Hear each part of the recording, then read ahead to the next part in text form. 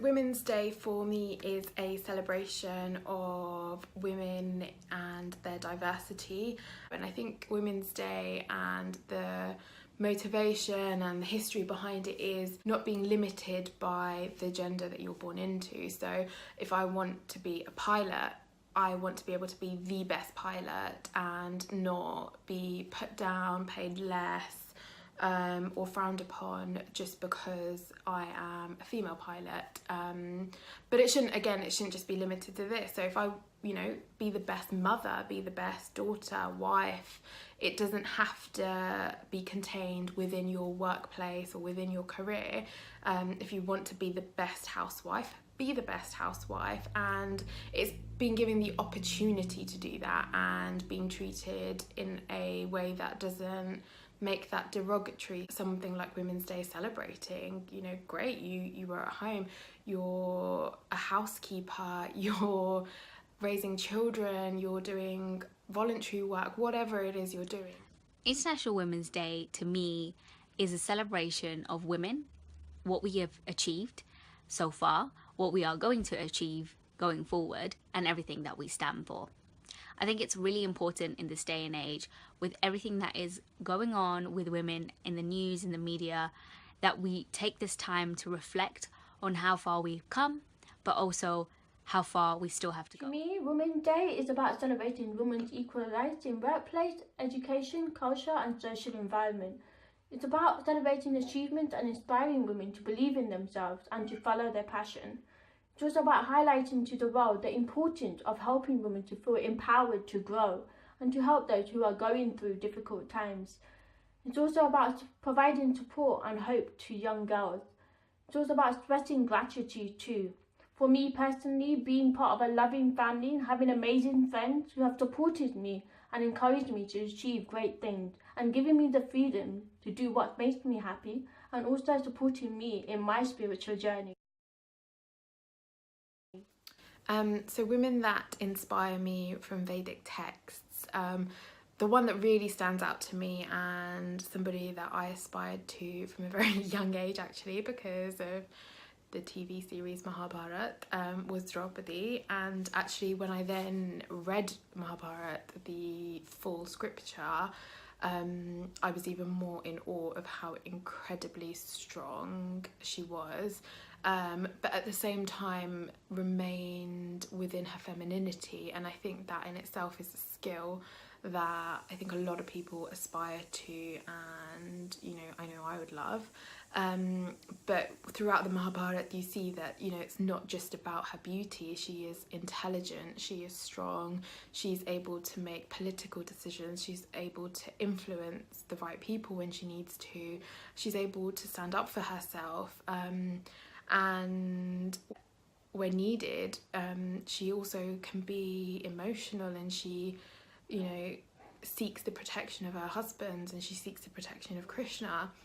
And it is that multifaceted nature of a woman that she really represents in the Mahabharata and represents throughout her life. And it's something that I think a lot of women that I know aspire to, and I know several people that I've spoken to when asked this question would probably say Draupadi as well. I mean, they were incredible. There are so many incredible women. There's Queen Kunti, there's Sita Ma, there are so many incredible women, but for me personally, the one that I resonate the most with would probably be Draupadi. So a woman in Vedic text that inspires me is Draupadi. I think that she's a really interesting character. She is commonly sort of just thought of as the Pandava's wife, but actually she's got a really fiery personality. She wasn't afraid to stand up for herself. She was very involved in the politics and the running of the kingdom. And if you read certain texts about her, it wasn't that she was just a wife and she was just a mother. She was actually a queen running a whole country in a political system, which I find really, really inspiring. And if you see the way that she was during the Mahabharata, she really did stand up for herself. And I think that she's definitely a woman that we can all aspire to be a little bit more like. Spiritual practices such as meditation, reading books written by Srila Prabhupada, and urban monks on mind, body and soul, attending courses at the College of Vedic Studies, going on retreats, doing service at the monastery, doing charity work to help the homeless in our community, and most importantly, through the power of association has helped me in many ways and many aspects of my life. Even though there have been ups and downs in my spiritual journey, but it has helped me learn about myself more, to grow and understand and discover my inner self and my inner passion, which is learning and sharing knowledge and wisdom that I've learned with others and making a difference in other people's lives.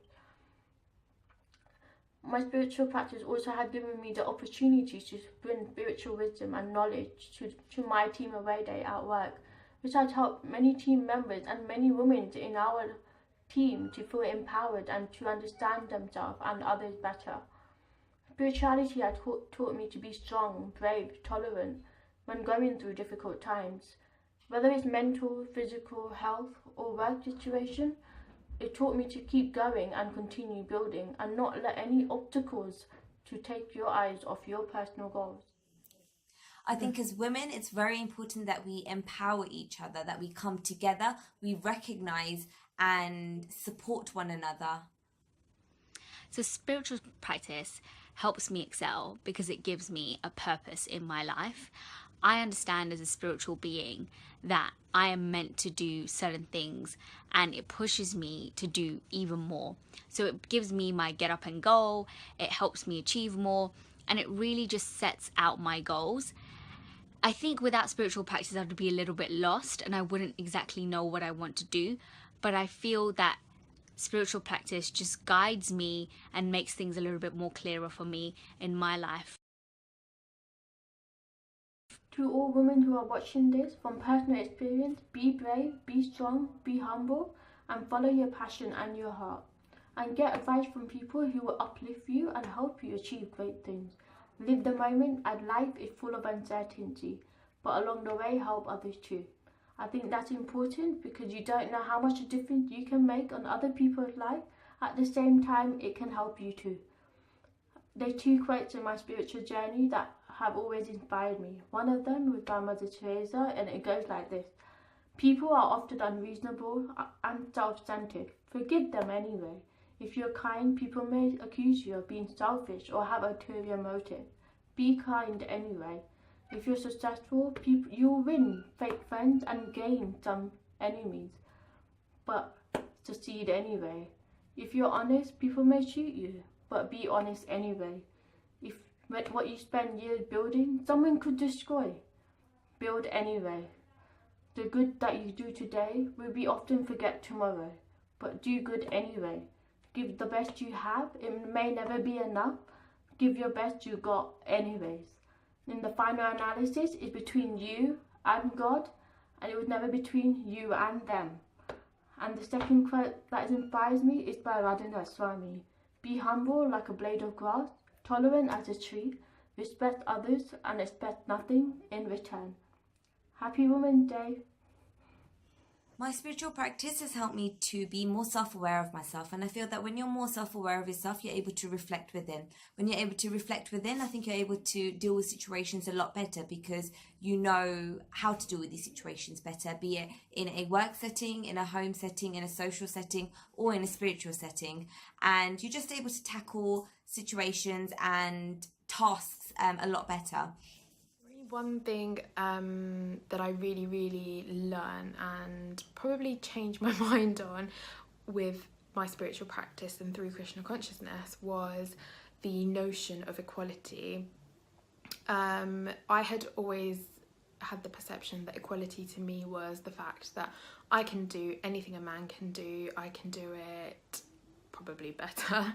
And actually there was a talk by Srila Prabhupada, if we can find it we will link it down below, where he spoke about the different roles of men and women in society, and he spoke of equality in not so many words, but actually the fact that we are different people and ultimately we're spirit souls. So, you know, identifying as a woman or a man is really irrelevant other than to fulfill your material duties.